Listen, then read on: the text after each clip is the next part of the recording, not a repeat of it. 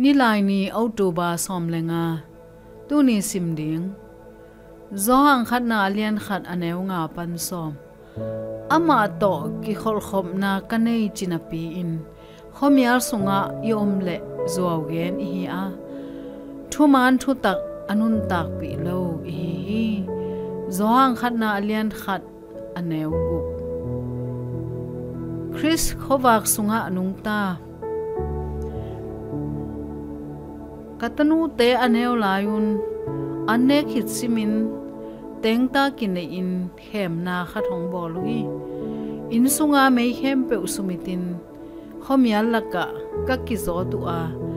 ki pal kha in kanui ngai nga yu hi amau pen to khomial laka ki lau so nuam sau hi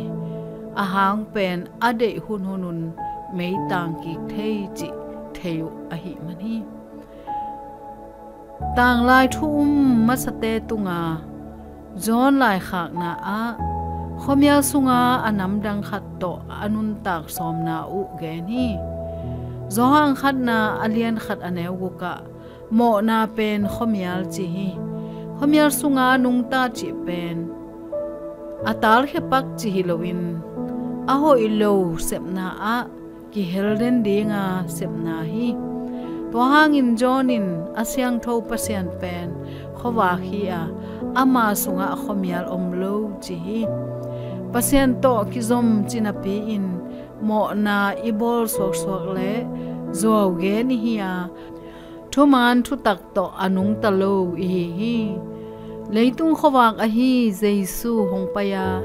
ama azui peuma khomya sunga lam pai lo dinga nun tak na khowak nei na ding a hi khalam khomya sunga